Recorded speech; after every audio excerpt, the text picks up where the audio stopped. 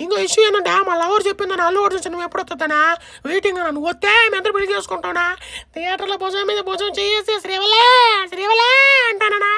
మా చెప్పు కొంచెం హెల్ప్ చేయము అన్న సినిమా తొందరకి వస్తాయా ఊరికి పిడిగుడ్లు మోసేసుకుని చూస్తాను ఎండాకాలం ఎండిపోయినా కూడా